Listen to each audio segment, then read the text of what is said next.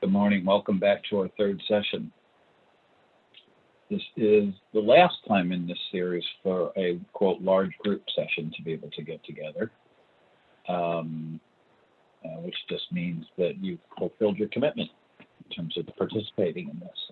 The truth is that there's one more individualized TA session that each county can take advantage of for certain, and those should be scheduled and in place for folks.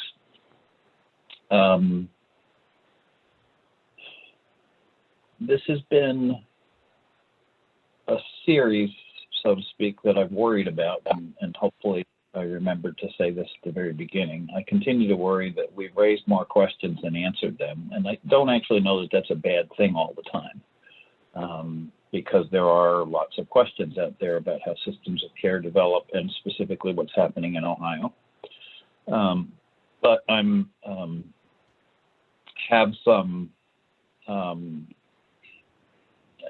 I may just have some concern that we kind of try to stay organized in the face of a series of questions. And if I had to summarize today, maybe it's a bad trainer thing to summarize today at the very beginning and then everybody can leave because I said what I have to say. But on some level, what I have to say today is I want to remind us we do know some things about what's coming.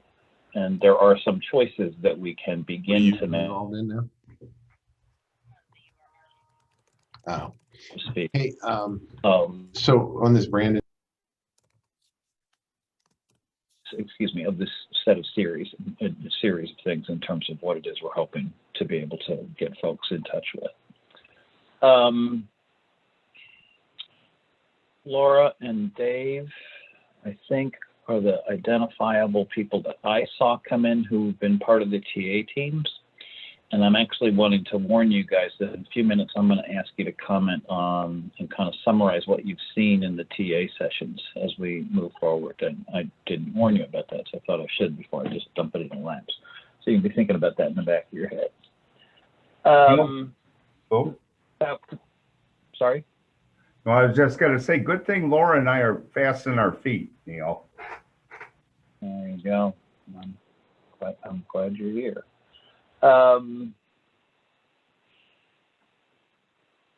This has been called the Capacity and Infrastructure for Wraparound Development Series, but it's really been about there are a number of streams in the state of Ohio that make a difference for us and are about to, and that's really what the conversation has come down to or started to really focus on. So I want to start today just by saying, I don't know, it's 3 months. I don't know how you feel. It feels like I'm on the fastest 3 months in my life, given the slowness of the pandemic time when we were not home and not seeing change and seeing the world like get more focused around us and smaller. And now suddenly it's getting bigger. And anyway, so I think the last 3 months have moved kind of quickly.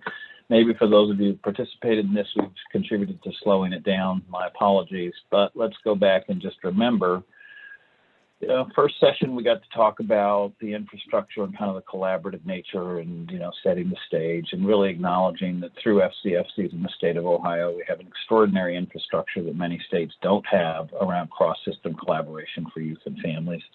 But nonetheless, as we move through these sequences of funding opportunities and structural decisions, it raises questions for us about what is our connection across infrastructure and what does that look like. Second session was around looking at some of the details of wraparound. The notion was, as you can see, keeping the values in as you build out, which really was about, when we get to the nitty gritty, in this case about staffing and human resource, when we get to needed services and supports to make wraparound and other things work well and accountability, the values-driven decisions can help us with that. And then we get to today where we say, oh so boldly, the first decisions are never the last. What comes next? I don't have the answer to what comes next. What comes next is we will find the details to many things. Communities and state will continue to make decisions, and our efforts to work together in a cross-system way will continue to emerge.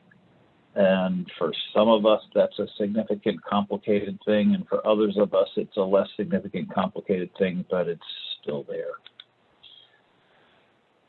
What we hoped was that we'd help folks have a better sense of what was happening around these cross-system change opportunities, that we'd help you be able to think about the role and position and function of wraparound in that, and that you'd be able to think about, quote, the infrastructure implications, meaning how do we relate to each other? What are our policy issues? What are our funding issues? What are the relationships across systems that make this work? And what are the details in the work that support that work? We wanted this to be the beginning of a series of conversations, and we're now approaching the end. But one of the things I'd suggest to each of our, have suggested to each of our TA teams, so to speak, Janice and I, when we get to talk with counties and have had some of this conversation, but I'd ask you to think about, we don't know next, meaning what's next for, well, we know what's next for this series. Today's the last of the full group sessions, and then there'll be TA, but we don't know what comes next in terms of support for organized conversations. You may want to, we don't have today a particular and specific evaluation for you, but you may want to send to me if you'd like, send to Rick Scheffler as a more neutral voice in this at CIP. You may want to send feedback about what this series has been in terms of whether it's been useful or not. Our hope is that they'll, well, the reality is there'll be ongoing conversations at the county level and probably at some regional levels as CMEs emerge, et cetera, about what these things, meaning these various streams, as I've come to call them, are going to represent, or how they're going to be articulated in our communities.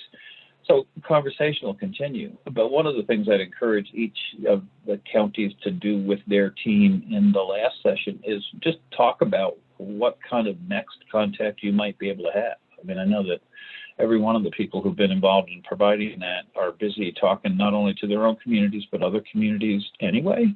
So this doesn't, what I'm driving at is this doesn't have to be the end of the conversations if it's been useful. So think about how you might want that to happen. And our TA teams need to think about how much of that they can fit into their lives. We said at the beginning, and it's still true, that the MultiSystem Youth Initiative has come together in the state over the last few years to really be an opportunity to direct resources to the needs of youth and families with specific cross-system and complex needs, particularly driven out of the history around behavioral health and developmental disability, realities in families' lives, and our systemic inability sometimes to answer or provide support for those in a way that seems to be most effective. We still have a lot to learn.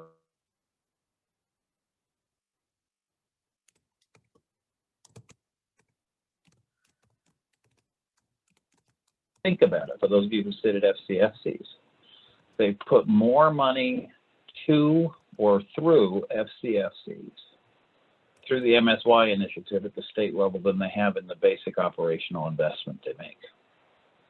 And that's significant because one of the questions that councils face, and I hear all over the state right now, is what's the role of council in the future?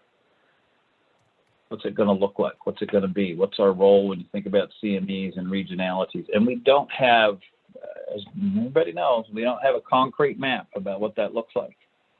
We have yet to hear, unless there was news I haven't heard recently, about, you know, what Aetna's deciding about where the CMEs will be around Ohio Rise, for example.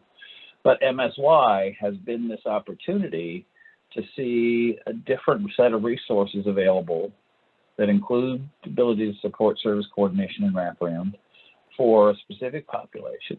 But we'll talk about it a little bit later.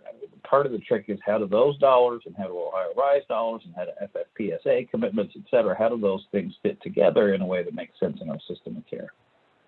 Ohio Rise is about care coordination and some specific services. What we don't know, I mean, so what we know about MultiSystem Youth is that that allows money to flow to plans for families around individual plans and individual circumstances. What we know about Ohio Rise is money will flow through some pathways, not all of which are defined, around a specific set of services and specific set of care coordination activities. What we know about the Families First Prevention Services Act, I neglected to change that, my fault, I apologize, is that will flow resources, so to speak, with an emphasis on evidence-based resources for a population of youth who are at risk of being out of home, In some places, wraparound is in the state libraries. Some places it's not. But more importantly, there are specifically defined and negotiated, there's a library, so to speak, of services that FFPSA at the county level will be able to activate or draw down these dollars about. FCFC modernization continues to be a thread, despite the fact that we hear people saying, what does it look like? And there are kind of legitimate, I don't want to say, well, I mean, there's realities about, we've had a variety of kinds of leadership in FCFC at the state level in the last 3 years or so.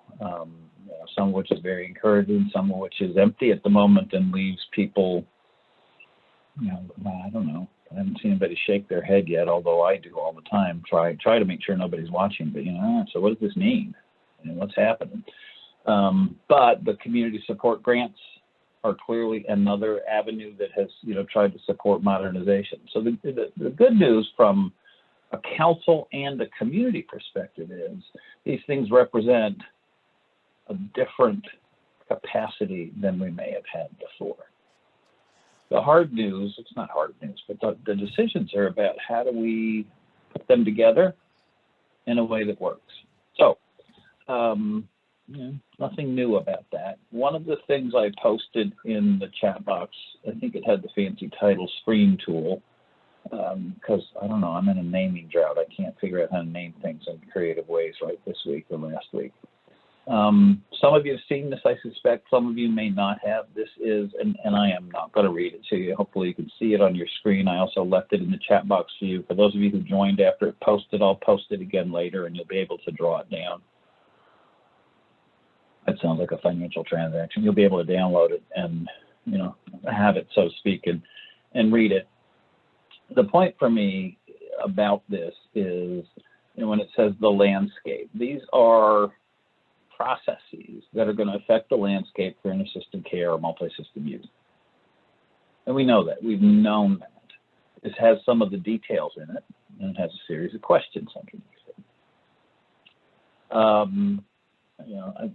If it wasn't necessary, I think this got built by the size of the boxes as opposed to the dates. I mean, I want to put FFPSA first, so to speak, on the left, just because that's the one that comes up first. That's the one that hits the ground October 1st, but right after that comes RISE, unless something changes, which is always possible. MSY presumably continues. Community support grants actually maybe should be on the far left because that's already begun, so to speak, as has the DODD stuff around both some enhanced placement opportunities and some consultation that's trying to be a resource for folks. These are probably not the only things that any council or community is concerned about, but these are the 5 that ended up in the middle of this conversation because they all have some relationship to FCFCs, which has a relationship to cross-system system of care development. I suspect there aren't new details in this, but there might be. So I'll pause for a moment and just see, are there any questions? And I won't promise to answer them, but we may have folks who are on.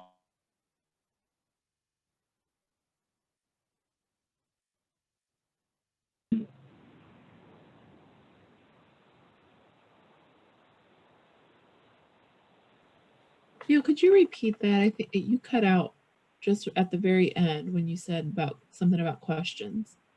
I just stopped to say, I wanted to stop for a moment and ask whether anybody on this call had any need to get additional information that we might be able to share across the group around these 5 things, whether there's any clarification that'd be useful for anybody, or if we've heard enough about these for right now.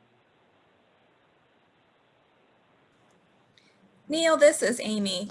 I just wanted to comment that the executive director's position for Ohio Family and Children First has been posted.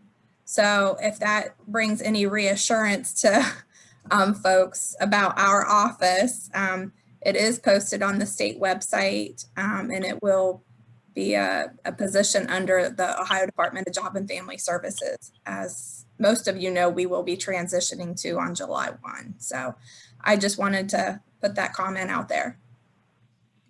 Well, I think it's more than a comment. It's a great fact. I was actually terrified when somehow Actually, years ago, I don't do a lot around social media, but years ago, I got an invite to join LinkedIn from somebody I respected in another state, so I signed up, not really knowing what I was getting into. But I was terrified the other day when I checked in on my LinkedIn stuff, and there it was. That job is out there, posted for the world to see. And LinkedIn, in all its wisdom, decided that I, along with 42 million other people, should apply for it. So the good news, Amy, is that the word's out there and in wide circulation. And hopefully we'll find just the right person for that. And Amy, I'm sorry I missed you earlier in terms of having come into the meeting. I'll also ask you to join Dave and Laura in a moment and commenting on kind of what we've seen. We've been out talking with folks, meaning the 8-10 of us who've been in teams talking to the counties involved in this. And it's been, for me, a fascinating experience because it always is, and because Ohio always is, because Ohio is always different from county to county. But I thought it might be useful for folks to just hear any of the themes that Dave or Laura or Amy and anybody else on our teams that I missed, because I've already missed Amy, I'm sorry, Amy. But if you guys could take a moment and kind of just comment or, provide a little bit of summary or reflection on what it is you've seen as themes or differences or, learnings or cautions that you've picked up in and seen as across the counties that you've gotten to meet with. Take a few moments to do that. I'd appreciate it. It might be useful for folks to hear.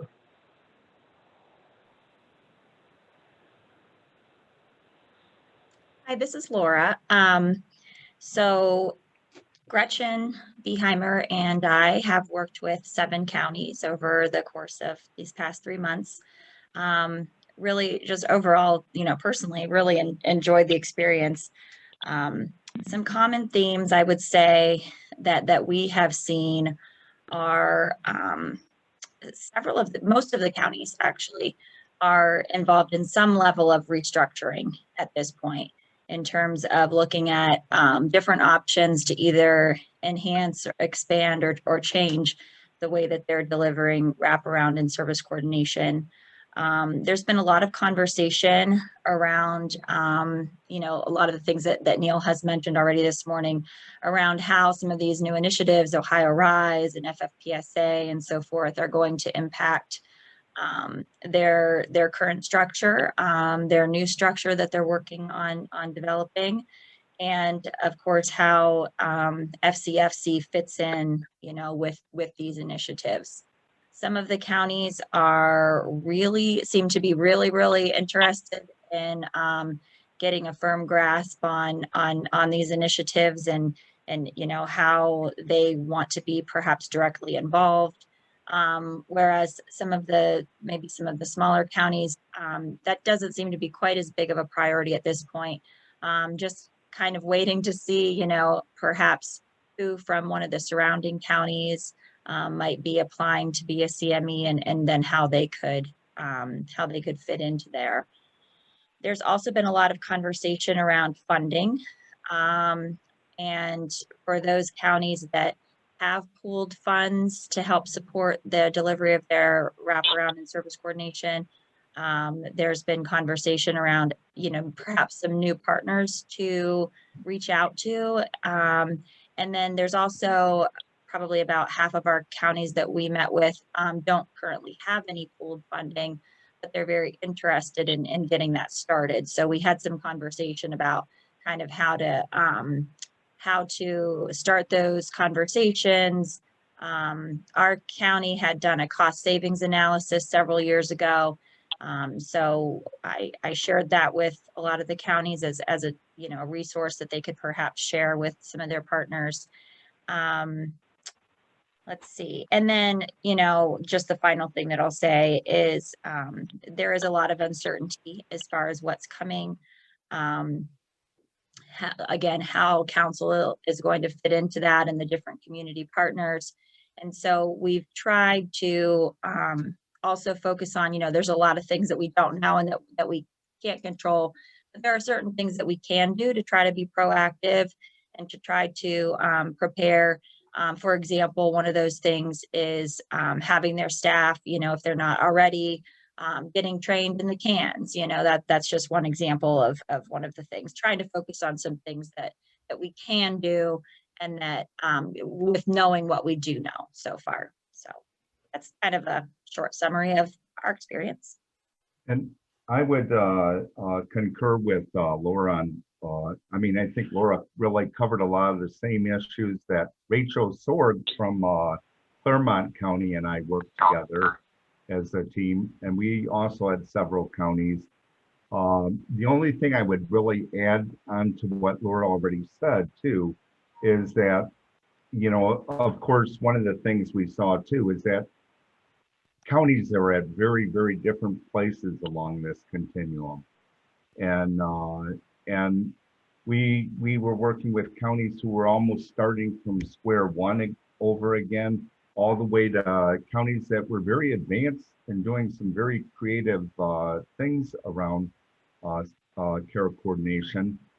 And then one of the counties actually too was very, very interested in peer support development.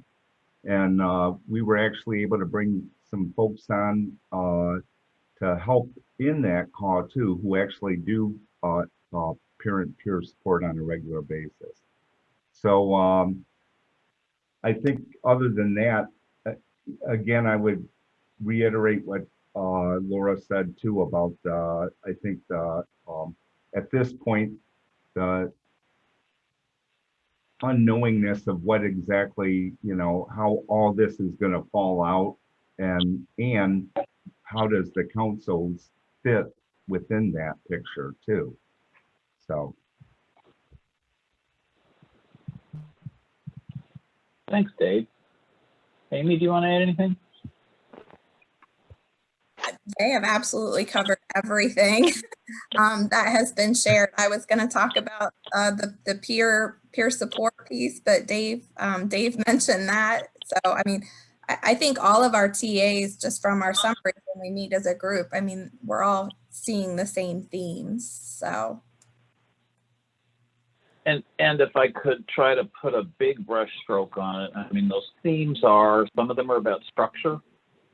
How, where, and how do we locate our service coordination and wraparound efforts? Some of them are about service, I don't know what the right word is, service enhancement. So not only what does FFPSA have in its library, so to speak, for us, what does RISE bring to the table, but you're also hearing about peer support in terms of some other additional roles in community systems for both youth and families.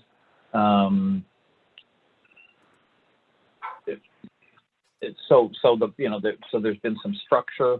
There's been some stuff about services in that conversation, and I think more than anything, there's been beginning to try to sort out how do we, and we know this about counties in Ohio, you know, that particularly around collaborative infrastructure, that the variation is huge in terms of just human resource capacity. And so if you're in a county with a limited human resource capacity, trying to think about being proactively strategic about each of these five and fitting them in, as opposed to being reactive when it comes down the pike, is perhaps more difficult than it is for counties with a more significant human resource attached to the opportunity to do interagency, intersystem development. But nonetheless, there's some, you know, it's important for us to be aware that community support grants, many of you have already begun to tackle and grapple with. FFPSA brings services, it may not start 10, 20, you know, I'm always a little skeptical about, okay, 10-1-21, there's going to be a different thing in the landscape. But there's, you know, soon after that, there's going to be some stuff that starts to happen in our counties. And that impacts what families who reach out and need to be involved in cross-system care are going to be able to get, and how it happens, and then Ohio RISE, et cetera, et cetera. So just being aware of how to try to sequence some of these conversations and making decisions about how that happens. The conversations and the decisions, I worry, feel fragmented for all of us, because they are a little bit. There's kind of there's a central driving mission, which is we can add to and improve what's available for kids and families. Beyond that, it's not all that focused. There is, I believe it's next week, a I actually haven't gotten to read it yet, but both yesterday and today, folks have mentioned that I assume JFS or others are sponsoring a thing about connecting the dots between FCFCs and FFPSA activity on early next week. And I'm going to post in the chat box for everybody, I remember to change it to the right thing. Yep. A link that'll get you to a description and presumably can get you to some of the registration opportunities or information about that if you haven't already heard about it. Again, that becomes pressing, so to speak, because that's first one up, the next one up, so to speak, that hasn't already got stuff happening around it. And there's hopefully going to be ongoing conversation after Monday and Tuesday. So it's pretty much a full schedule on Tuesday, but in the morning on Monday, and we'll have there'll be speakers from ODJFS, from myself and E-Day for FCFC, and then there'll be Rick Shepler and Mark for the COE. There'll be conversations about Communities of Support grant, and then there'll be some time for group chat and breakout room discussions. So it's an opportunity to continue to explore the level of detail that we have about what these opportunities bring. So if you haven't seen it, it should be there for you.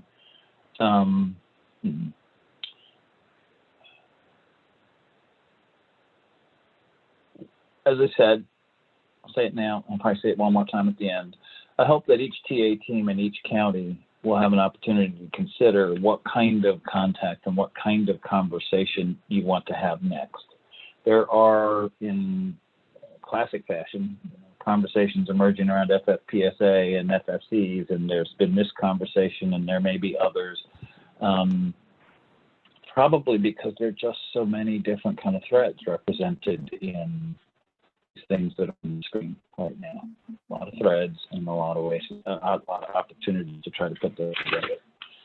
There are, as we always say, a number of unanswered questions.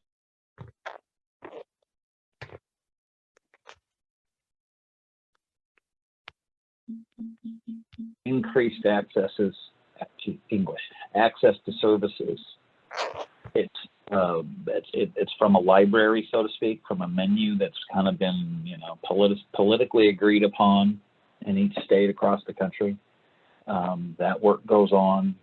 You'll see more about that, obviously, Monday and Tuesday if you get to participate in that conversation. But I look at that from the FCFC perspective, trying to put an FCFC hat on, and I go, okay, so that's one thing that can bring, from a range of options, it can bring something to our community. And when you look at all of these, the question for me becomes, what is it that has that we either won't get through one of these or that we will get? I mean, what I'm getting at is we have the opportunity to make some strategic decisions about adding things that aren't easily present for us, or augmenting what is because we think we need more, or going in a completely different direction around that. Ohio Rise does tell us that we're going to have some specific capacities that appear. What we don't know is how those. I'm sorry, I got distracted by the chat box for a moment because I left it on my screen. Sorry.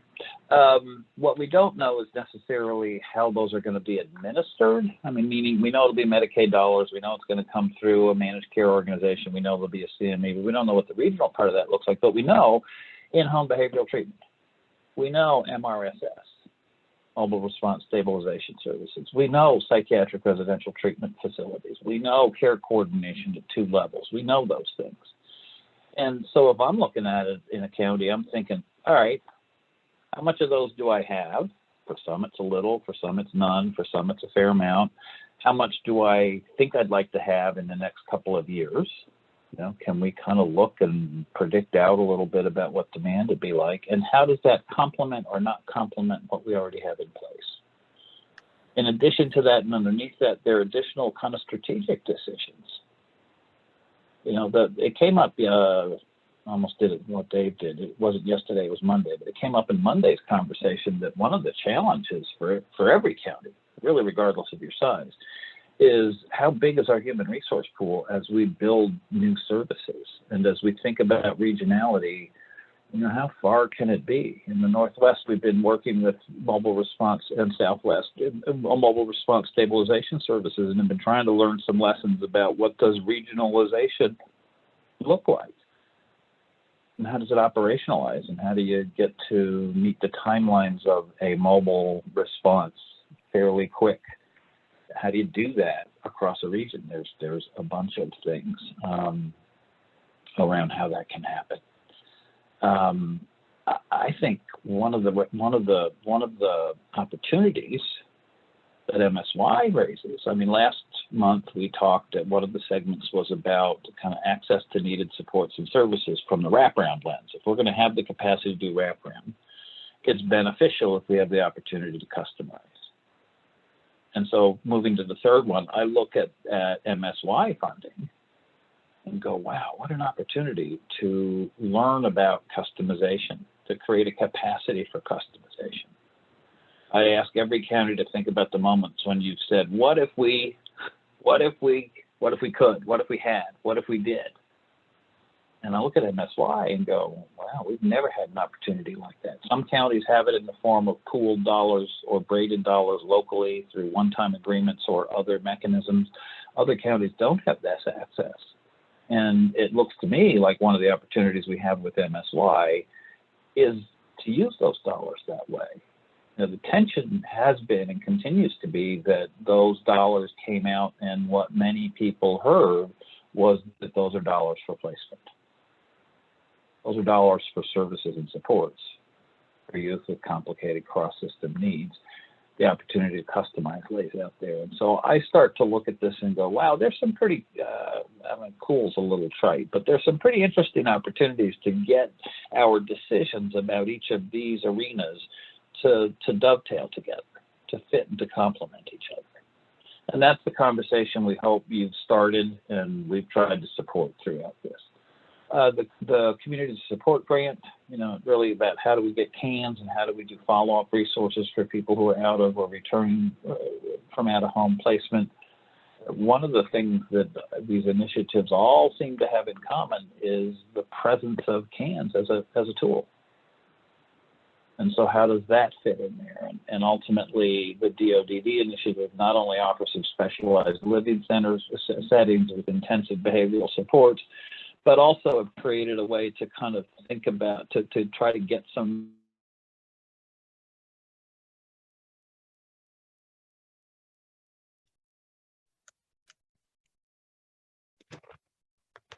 our inability to find quality answers for some are people for whom we have to craft new answers. I mean, that's, for me, always been the lesson of wraparound. And so the expertise and the ability to say, how do we combine developmental disability and behavioral approaches? You know, how do we make those things work together for people who are living with feet in both worlds, so to speak, in both systems? That gets to be really kind of interesting stuff. And so for me, you know, and I'm the trainer and the consultant, the picture that I hope you've begun to see in the last few months, or perhaps even just as I'm talking about this, is that these are opportunities that, when fitted together well, offer significant enhancements potentially to what it is we've had in every community in the state. There are tons of unanswered questions. You know, quite frankly, I think there are counties in this state who will only be happy. Okay, I'm not naming anybody, so don't think I'm naming you, but I think there are some counties who will only be happy if the MRSS or the IHBT providers are known to them, meaning close enough and known and really know their community, and therefore can be kind of known and trusted entities.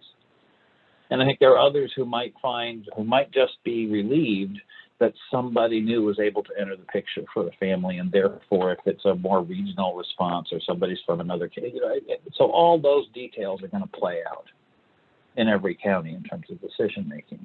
But I think that gets interesting.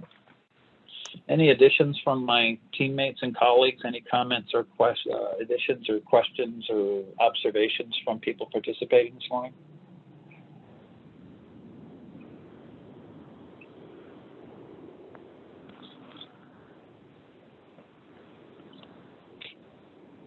sometimes talk too soon, so I'm trying to discipline myself and wait a moment and see if everybody gets an opportunity. So just see if anybody wants to chime in.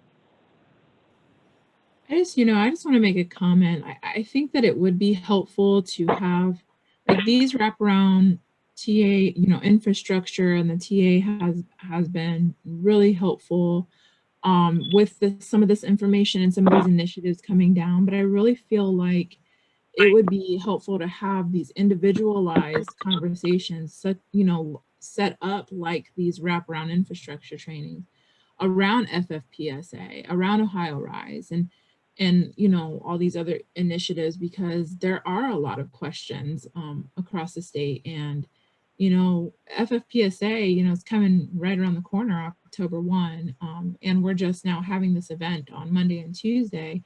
And there are, I think, there may be a lot more questions after next week. But I just, I don't know. This is just a comment that I think would be helpful to have some individualized. Well, I hope that the connecting the dots moment gets to be that, or starts to be. I have to have a conversation about what they're planning, so I can't speak to that. I don't know if anybody else can speak to whether there is an intention to. I mean, clearly there's an event in terms of information sharing and process, but whether it's the beginning of but not necessarily a series like this, beginning of an ongoing dialogue, I don't know. I don't know if anybody else does know at this point. So, who's on this call about it. Would be a question I'd ask Monday or Tuesday. Yeah, the FFPSA was more of like, us, Marion County and Champaign County, kind of reaching out and saying, we have questions about this.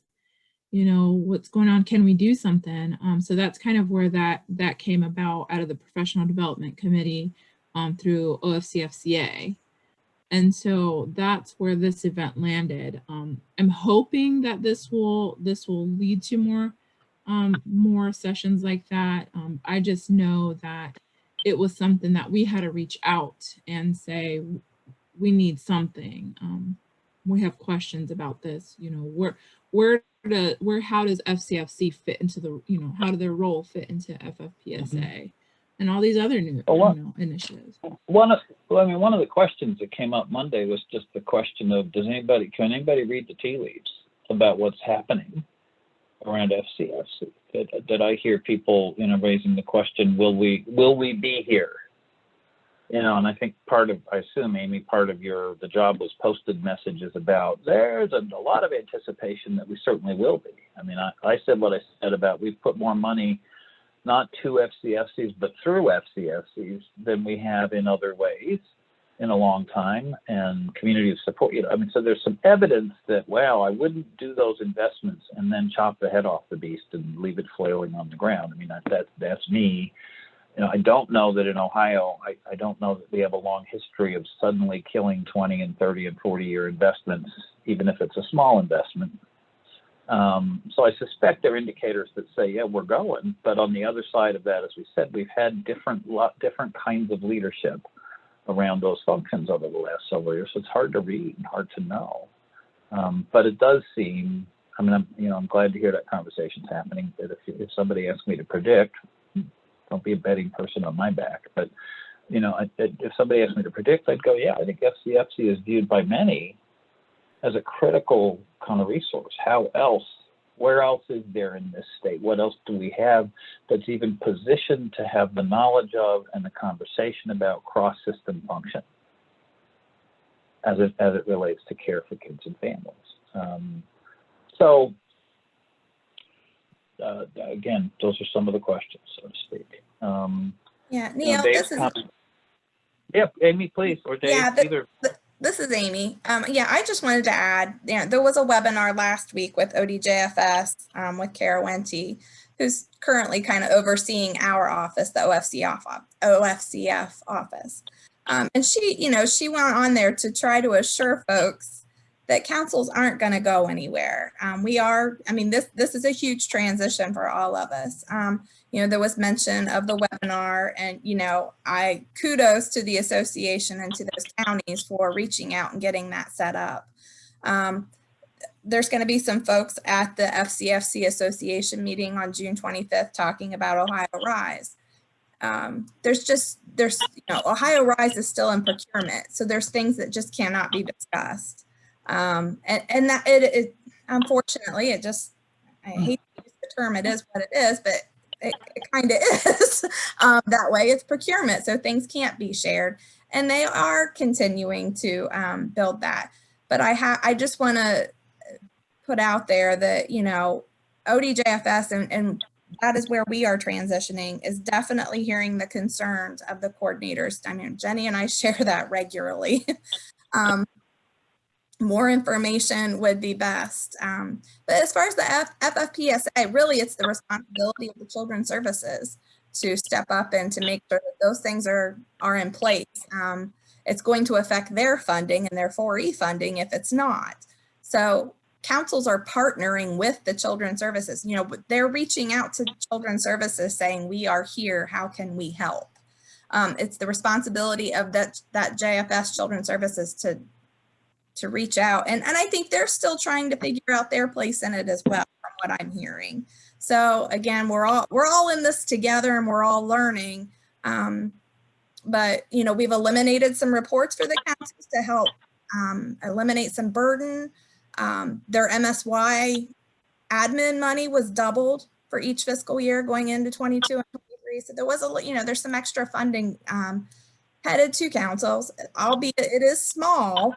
But I'll be honest, I haven't seen extra money going into councils in a very, very long time. So, I guess, there is light at the end of the tunnel. I hope that tunnel gets here, that it gets here sooner rather than later. So I just wanted to put that out there, that there are good things. We have to hang on there yet. We're on the roller coaster. I feel like we're still climbing. The good news, we're in the boat together. The bad news is the boat might have to make many stops in quick order from each other in terms of FFPSA, Ohio Rise, et cetera, et cetera. And that's, I don't know if that's bad news. That's just the pressure of being in the boat together, I think. Dave, did you want to comment? I put a comment in the chat box, but mainly, I wanted to reemphasize that, as you had mentioned, a small investment, that councils have had quite a significant multiplier effect at the county level with that small investment. And in terms of bringing in additional resources to counties and not just financial resources, but also helping to really connect the dots at the county level too. So I think it's important to remember too, inter-system care coordination is not the only thing that councils do. Yes, absolutely. A few moments ago, we had a conversation, or as Dave and Laura and Amy kind of summarized some of the TA context, so to speak. We had some conversation about some of the potential services, not just in FFPSA, et cetera, but for example, the peer connection work that's gone on. Katie from Licking County offered to just give us a little bit of detail about an additional approach. And I'm just going to sidetrack for a moment, if that's okay, and ask Katie if you'd talk about that since you offered, just because I think as we go through this, being aware of all the opportunities to augment families' ability to connect to the service system for what they need is important. So if you're willing, Katie. Sure. Thank you, Neil. Hi, everyone. I'm Katie Burkhardt. I'm with Mental Health America of Licking County. We've recently launched the Family Peer Mentoring Program. I'm not familiar if other counties have done so in Ohio yet. It's just another additional resource to assist families that I think is crucial in need of resources in our communities. Where the funding, that's a big question here. How do we have funding to move forward with these programs? And we have secured it through the SOAR grant, which is the State Opioid Response. so there's a lot of training that was involved, a lot of certification. So we've recently launched it, and we're about to get it implemented in our community. So part of that is just how important the Family and Children First Council was here in Lincoln County, just to get this going, and with, you know, the wraparound background and utilizing cross systems.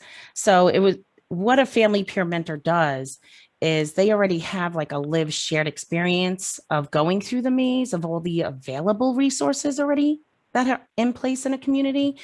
And I think as we move forward, it's really important for our family peer mentors, if we're going to roll them out in the county, is there grants available? Where's the funding? That would be number one. But they need to be vetted by somebody in a Family and Children First Council that has already worked with a family that needed mentoring. My mentor was Cindy Webb. So she vetted me. So I just want to say, I just think it's really important that as we go forward, that it be recommended by utilizing the group intelligence of the Family and Children First Councils within the communities, especially since they have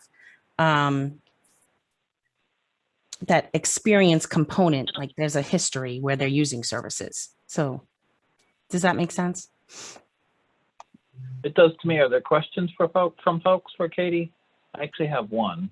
You described and others are welcome to have their question in a moment, but Katie, you described the process and the involvement of council as an incubator, so to speak, or an innovation incubator for this approach. One of the things I'm aware of is that there are a number of resources, initiatives, services that have kind of sprung up across the country, so to speak. And I mean that, it's across the country. Right.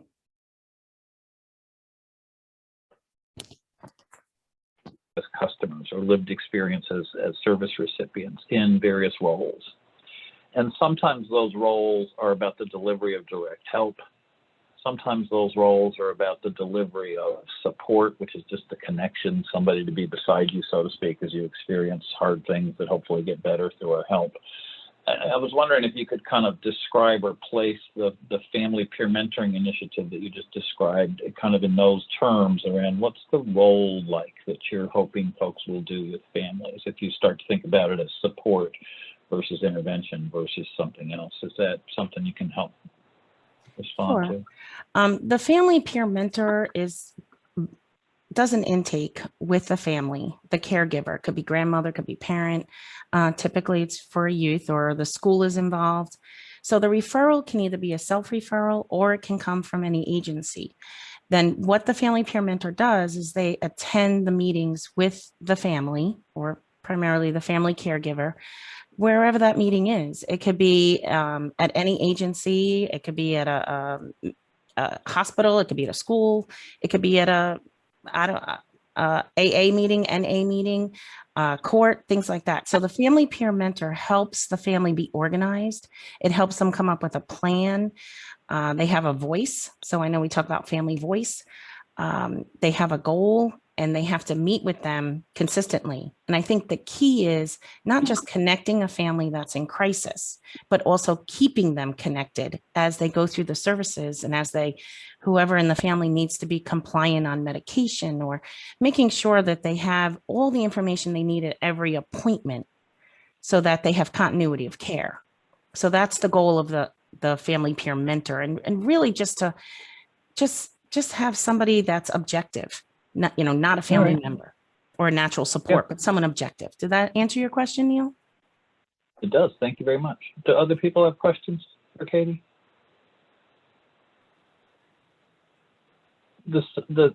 Thank you, Katie. The sidetrack, so to speak, was again to go back around. There are a number of service capacities that counties are considering, and the issue is what makes sense in your county. And the other issue Katie raised is how do we position FCFCs to be integral in the decision making about what we bring up and when and how we keep it connected to the rest of our system. I want to summarize kind of some thoughts about these things these streams in terms of how do they align, so to speak. And you can see the slide as easily as I can. I hope. You know, there's some convergences and there's some opportunities that come from that, and there's some divergences, so to speak. The convergences, I mean, I think we've talked about this, but at their heart, they all emphasize kind of the build out, the notion that there is a system of care approach, which at this point really should say cross-system of care, because it comes too many letters and it doesn't spell anything. So I, at any rate, don't love it, but it is this notion of how do we work together across systems. So all of them are grounded in the acknowledgement that there are a significant number of youth and families in each and every community whose needs reach across more than one system, and those are the moments where we don't always get our best outcomes. They all also emphasize the greatest possible support for youth and families together, safely, and in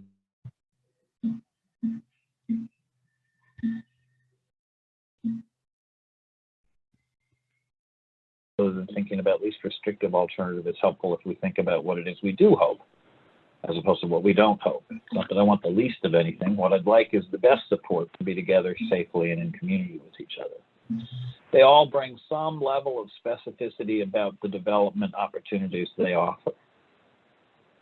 The opportunities around the development of CANs, et cetera, the opportunity, and CANs is a measure that cuts across them. I don't know if these are the only convergences, but those are the big ones. The divergences are hopefully not huge roadblocks for us, but they're realities. They're different dollars that may have different rules. We certainly know they're passing through different pipelines.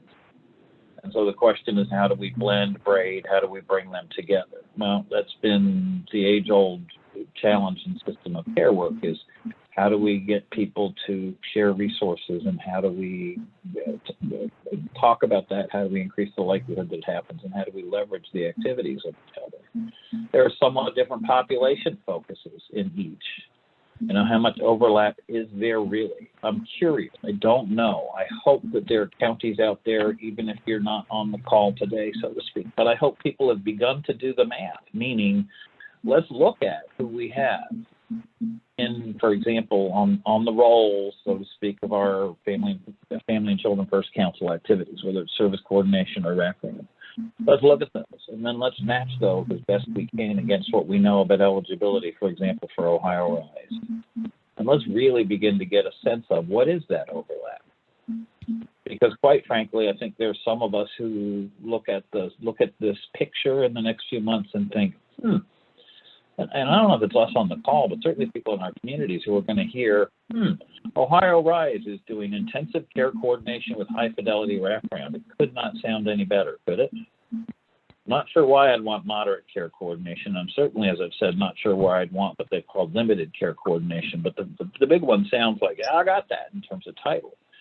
What's I think interesting in terms of the overlap question is, I think there are people who are going to hear that's there and say, well, we don't need wraparound. We don't need other wraparound. That's the wraparound we need. And I think we need to start looking at the numbers in our communities and really sort out of the people we think are eligible for service coordination or wraparound.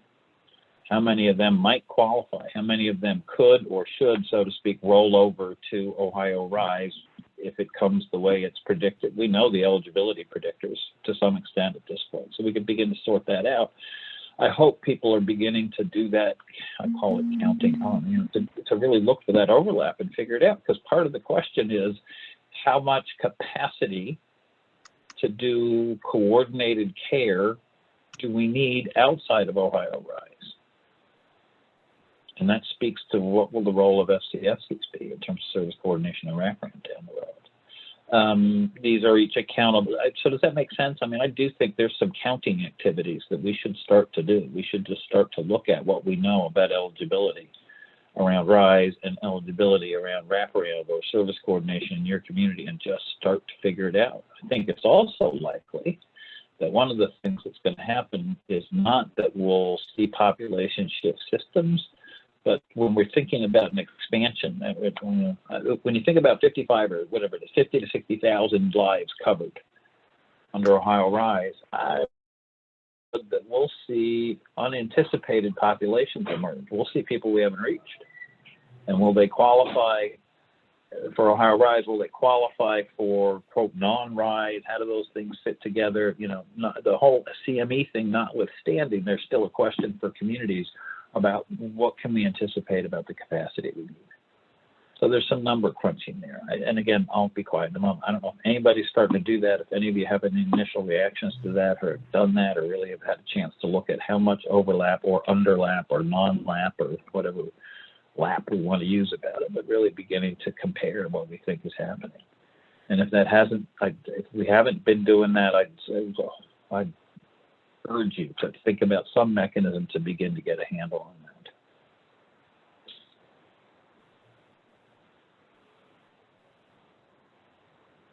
The third bullet in the divergence column just says, yep, each of these is accountable to different state structures.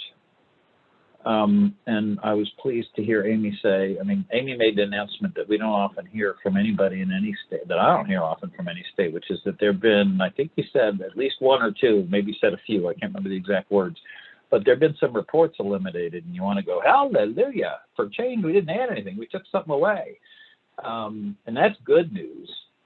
But these each are accountable within different structures. I think the real challenge is not how do we manage the reporting, because we always find a way to get that done, but how do we have shared local and responsive management? How do we kind of have an eye on all of this on behalf of our community? And I go, well, it's FCFC. How do we tie all of this together? And can we find a way to have a sense of not control. I mean, you know, Medicaid dollars aren't controlled by individual counties. Medicaid dollars are controlled by the Center for Medicaid Services in DC or Maryland, or wherever they really are these days. But we can shape how they get used in our community in terms of answering all the questions that are coming up. So I wanted to summarize and say, yep, there's some alignment issues. There's some easy overlaps and perhaps some not so easy overlaps in terms of thinking about how this goes. Additions, comments, questions? So what I'm really trying to suggest is as you move forward in the next weeks and months is that you think about each of these from a strategic place. And the strategic place is, which of the FFPSA opportunities fits best in terms of our needs? And it's possible that you may, I mean, I know a number of counties that I've heard in the last year say, we don't have intensive in-home resources. And that may be part of what you can build with FFPSA, but the strategic question is, do we do it with those dollars, knowing that something else is coming with Ohio Rise, or we do something else? And I can make a case, depending on the county and the circumstance, for either way. My point is it's a decision about how these things fit together. While we have to resolve in terms of Ohio Rise, I say we, you know, it'll get resolved. We'll know about the role of the CME and who they are, and there'll be answers to will they contract with others or will they own the care coordination, so to speak. They probably can't or won't own all the IHBT and MRSS and PRTF, and they're not going to go build new staffs and new facilities. But there is a question about whether they're going to reach out to contract with others to do the care coordination work, and we'll see that answer. But the other thing is then how do those services fit? Question we raised in a number of the first TA sessions around how does wraparound fit in that? How many doorways for wraparound? What do we think our estimated demand is, for example? Around MSY, you know, my hallucination is that what we'd be able to do is see people in counties begin to talk out loud about what I think is a significant tension. Do we use those dollars to fund categorical options because families came looking for that? Or do we use those dollars to customize and find a different answer for that family that may teach us about what to do differently for other families? Yeah, there's a role for FCFC. It's always been positioned to be about system of care commitment, least restrictive, community-based, the other kind of value drivers around that. And so that I look at it and say, in the next, if it isn't, I think it's a tension around the customization versus categorical resources. I think it's a tension that's existed since day one in that. But can we really highlight that and make some strategic choices about it? System of the Community Supports Grant, how do we get CANS activity aligned? I mean, and lots of folks are already kind of trying to struggle with that. Do we decide to train everybody at how it happens and then it can happen through any doorway, or do we have it as a specialized function? As important as who does it is how do we access the data in a way that lets us take a comprehensive look at what we're seeing. You know, the CANS is going to be a useful tool. I mean, CANS began as an assessment. We now think of it as a level of care. We also think of it as an outcome tool. This thing has really kind of taken on multiple roles.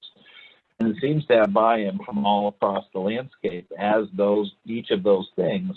Then it becomes really important to answer if we have one doorway for CANS. In other words, if I touch FFPSA, Ohio-wise, et cetera, and I've got to get a CANS. If I'm coming into to FCFC care coordination or service coordination, you know, for that, well, I mean, you know, what have we done? We've made family.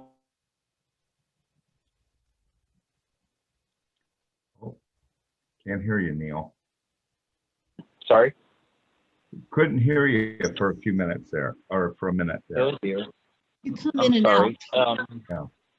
I'm very sorry. It's the marvel of modern technology. So what I was driving at, let me just go back to what I was talking about CANS. Some of the opportunities in decision making for communities about how we structure our response to the opportunity to have CANS available through multiple doorways or for multiple populations. So what I was saying is, if we create one hub, so to speak, if we create a unit somewhere that has the capacity to be the CANS specialist, the good news is we know where to find it, we can get to it, and we can get to the data fairly easily because it's in one place, presumably, even if it gets fed back to multiple places. The bad news in that may be we've created a sidestep for families on their journey to help. They've had to step over to another thing, another organization, and maybe we don't want to do that. Maybe we don't think that's a good thing, and what we'd rather do is equip everybody at each doorway that families might enter to be able to do CANS. Then the bigger struggle is the back half struggle is how do we get the data function. I'm not telling you anything you don't know. I'm trying to highlight these are the decisions that you'll end up making decisions about in the next months. The title of today's session was, your first decisions are seldom your last. Not meaning you're going to be wrong, but not infrequently as we design these things, we find enhancements, we find adaptations that make more sense. And I just want to encourage folks to approach what you're doing in the next few months as a first decision rather than the last decision, knowing that you can change it as you need to. Yes, Dave.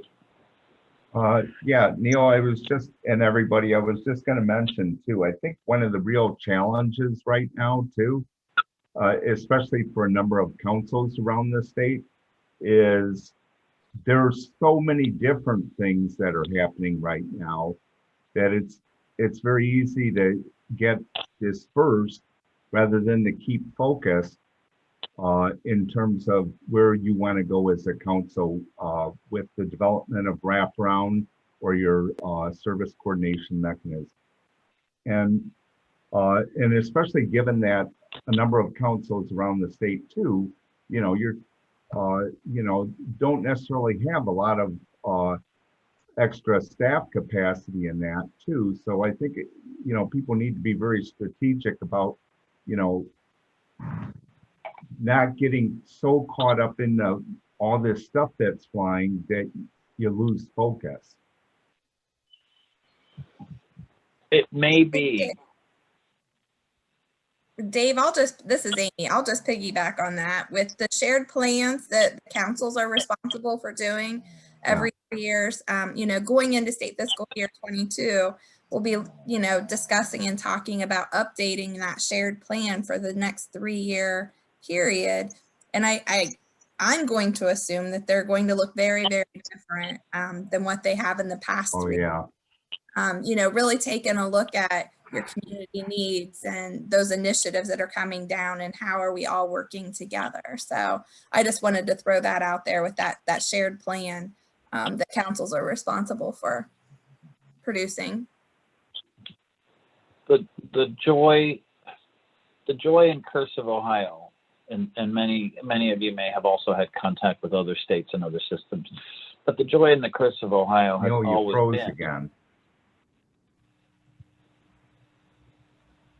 Am I unfrozen yet?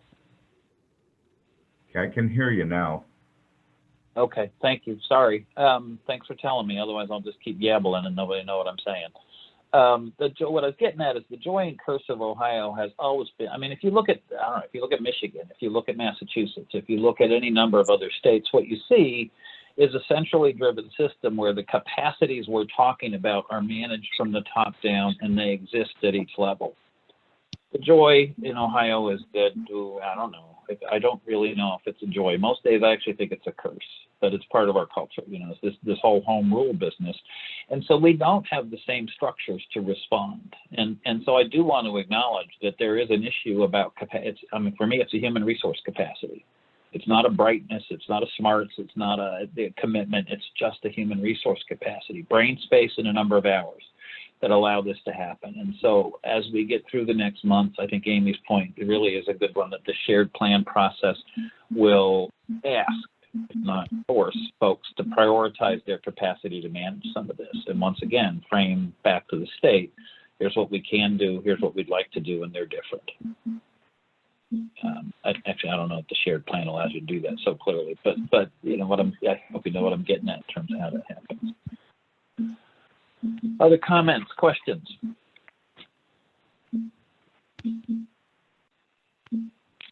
These are the questions that came out of the box in the blue sheet, so to speak. So you have these there. You have them both in your slides here and in that set.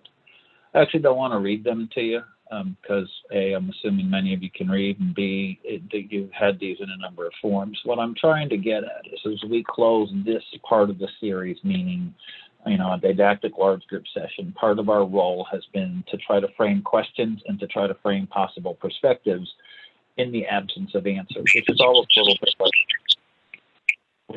little bit like trying to fish fight with a cloud.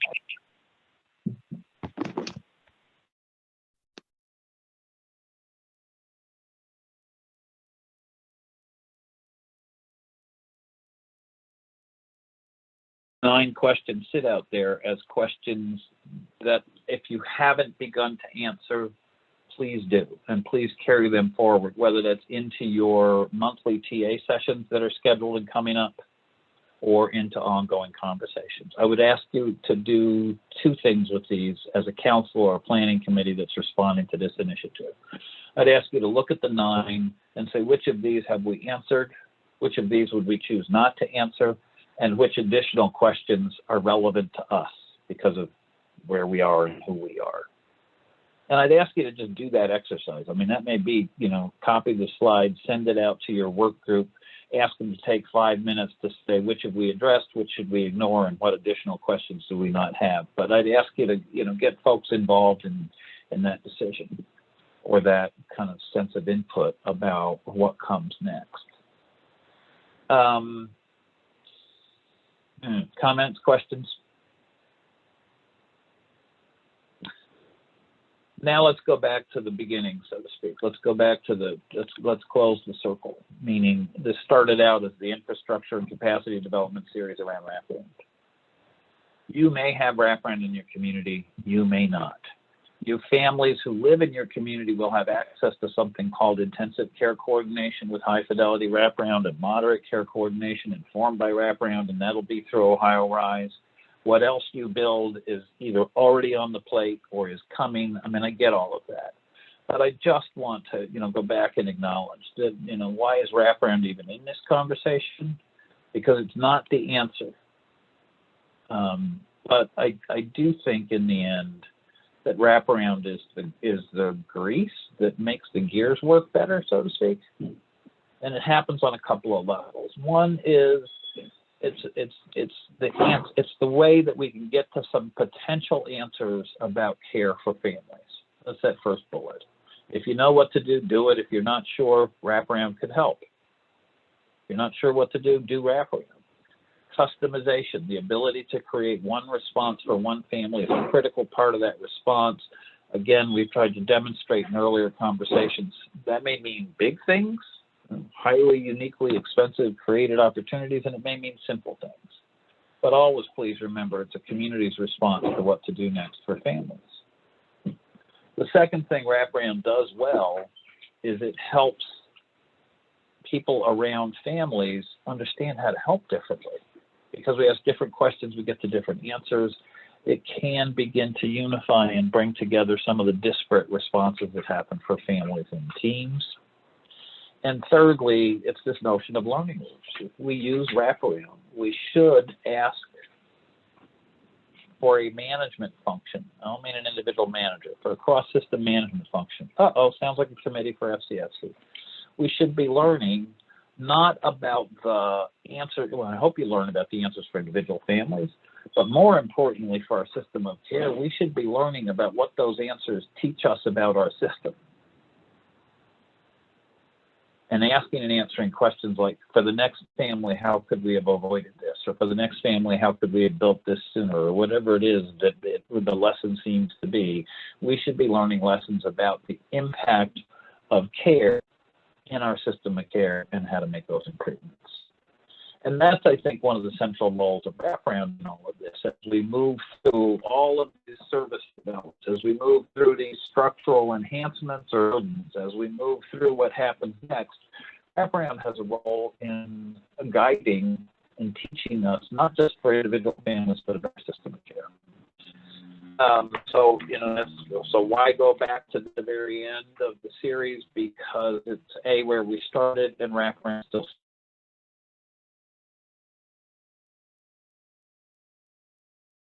I think it's a valuable tool, otherwise I wouldn't be talking about it. But I would plead for you to answer, how do you create the capacity to customize for families? How do you create the capacity to learn from care for individual families about how our system works?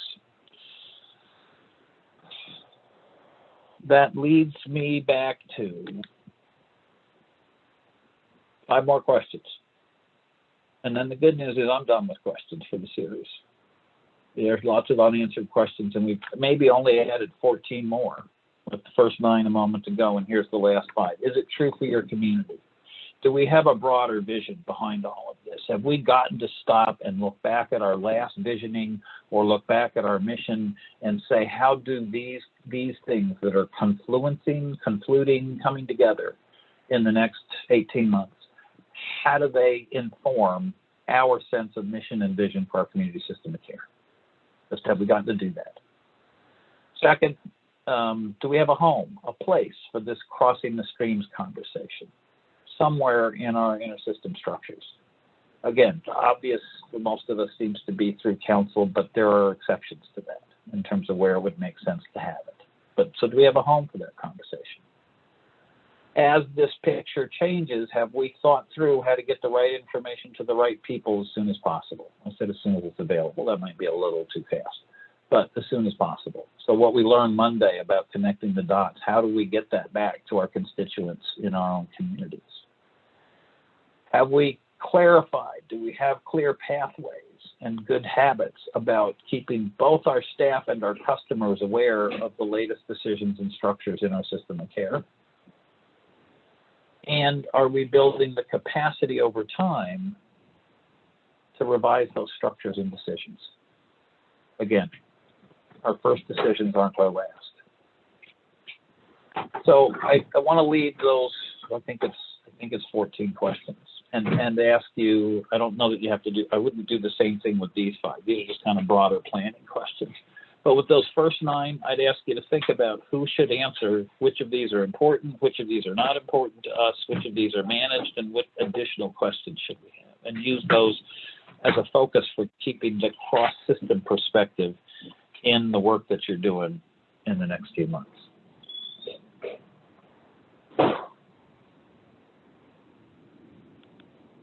Comments, questions? I know you've been very patient, and I probably should have asked this question a long time ago. Out of the last couple of months, in terms of the thinking you've done in your communities and the interactions you've had here, both around the didactic, larger group session and the individual county TA, are there any outstanding? We can't force them, so if they're still saying no, then just document it. Are there any outstanding questions or issues that you'd like to have us talk about in the last bit of time that we have together? And I feel terrible because I should have asked that like an hour ago, seeing if there was stuff. My apologies for not having thought of that. Hey, Neil. One of the questions I would ask everybody, and maybe if you can even put that in your chat too, is there things that we didn't cover that would have been important to you that, you know, if we had an opportunity down the road that we should cover?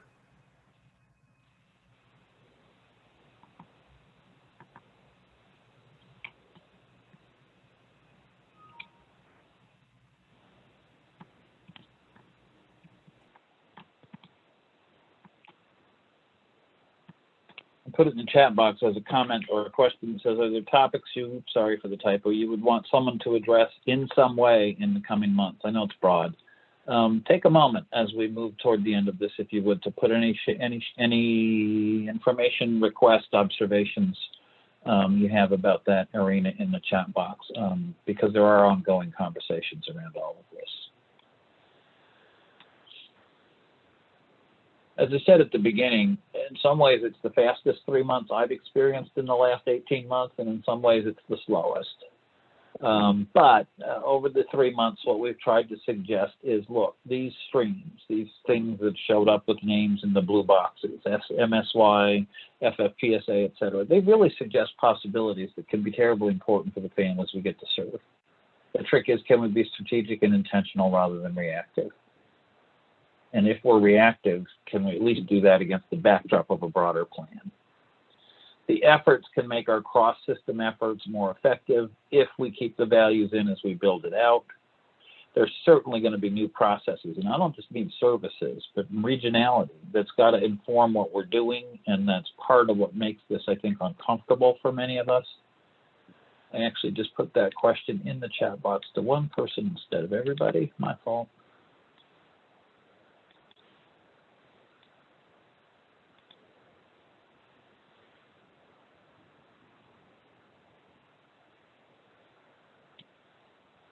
There.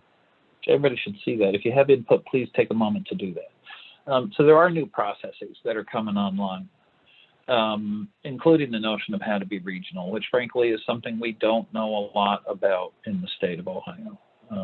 We probably can read whatever's out there, but we don't have a lot of experience with it. And finally, the summary, the reminder is that wraparound can be the grease, so to speak. It can be the lubricant that makes the pieces run more smoothly together. But because of that, what we do with it, how much of it we have, and how many of the different roles attached to wraparound we have, it means something. It means something in terms of what comes next for us. I think these feel like big times, meaning, you know, there's lots of opportunities, and there's a lot of pressure, and there's a lot of unknowns. The good news is it's another opportunity. I mean, for any of us who've been in the systems, so to speak, for a while, it's another opportunity to shape what happens next for families. And they don't come along all the time, and they don't come along all the time with this much resource at stake. So while it's frustrating, and I hope that this series has been at least equally valuable as frustrating for folks. I mean, I'd like it if we were more valuable than frustrating, but I don't know if reality allows us to do that. Just, you know, keep in mind, this is a great opportunity.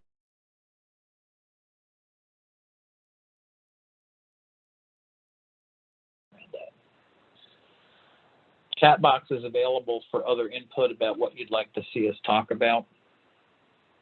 I hope that the series has been helpful. Please stay tuned for the possibility that you may someday get an email asking you to fill out an evaluation about this so we can have some feedback. We don't have one prepared for this morning. So as much as I've learned, it's better to do those at the end when people are still online and you can link to an online. You may see an email about that. And I'd encourage you to be as constructive or destructive as your temperament brings you to be around that, so we can have some sense of that if we reach out to get that feedback. So just prior early warning for folks. Thanks so much for your participation. If there are other questions, I'll hang around for a moment. Folks have, I think, the email of various folks to be in touch with if you have questions about this process. I'll look forward to seeing those of you who I get to do individual county work with Janice with next month, and I'll look forward to seeing the rest of you somewhere else in some other conversation. Thanks so much for your time.